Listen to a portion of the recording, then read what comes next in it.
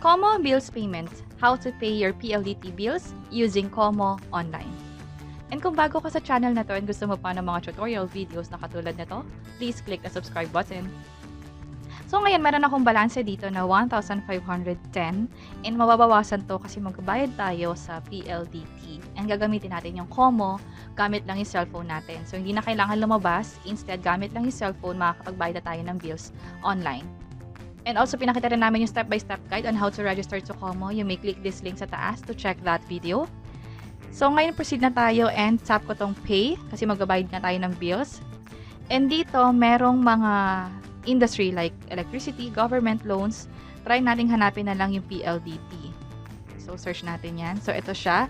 And also, kapag gusto naman natin siyang hanapin kung saan siya belong na group, andito siya sa telecoms na part. So, pag sinap natin yan, ito yung PLDT. So, tap natin to. And ngayon, i-enter ko na dito yung subscriber account number, yung amount, and also yung notes. Yung subscriber account number, for example, itong bill na to, yung nare-receive nyo na bill monthly, yung subscriber account number nga is itong account number na nakikita nyo sa upper portion ng bill. So, ito yung i-enter ko. 10-digit account number dapat yung i-enter nyo. And then, kumpletehin ko lang tong info na to. And then, yung amount, lagay ko na dito, which is kung ano yung bill ko for the month. Yan siya. And for notes, lagay ko na lang dito is Feb bill. And kompleto na lahat ng information. So, tap ko na tong next na button. And view your transaction details in case you need to double check. So dito, merong review info. So, pag sinap natin yan, ito yung subscriber account number. Make sure na tama yung account number na ini-enter nyo rito para hindi kayo makapagbayad sa maling account number. So, tama naman lahat.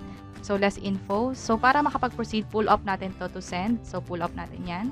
And pwede tayong gumamit ng biometrics or yung OTP. So, ganyan, gagamitin ko is yung biometrics kasi na-enable ko na yung pag-fingerprint login. So, press ko yung fingerprint ko dito sa phone ko. So, confirm.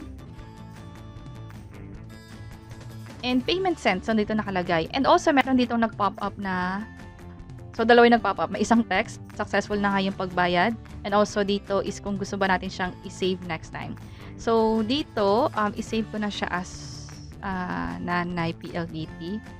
Yung dito, yung name, kahit ano naman pwede. Basta pag nakita nyo yung name na yon, mag-remind ko sa inyo kung anong klaseng bill ba yon. Sa akin kasi ang ginagawa ko is kung kanino nakapangalan yung bill and also kung anong klaseng bill. PLDT, Meralco ba yan, Nawasa ba yan, or Maynilad.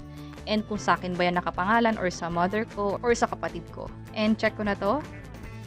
And ito na. So, may reference number dito. So, sa akin, lagi kong sinesave yung screenshot ng transaction. Although may na-receive na akong text from Komo, okay pa rin na may screenshot. Lalo kung yung iba pala is hindi nagpapadala ng text or ng confirmation nga. Kasi just in case lang na magkaroon ng issue, like hindi nag-reflect yung payment sa side ni PLDT pero nabawasan yung pera nyo, at least mapapakita nyo yung text or yung screenshot na ginawa nyo talaga yung transaction online. So, click ko tong done. And by the way, yung pag-bills payment, wala siyang charge. Libre lang yung pagbayad ng PLDT bill dito sa Komo. And dito sa transaction history ko, nag-reflect na yung less 1299, which is yung binayad nga natin sa PLDT. And kung may question kayo, like, gano'ng katagal mag-reflect sa side ni PLDT? Normally, nag-reflect to within 1 to 5 banking days, based na rin sa experience ko whenever I'm doing bills payment online. And that's it. Nakatulong ba tong video na to? Please let us know by clicking the like button.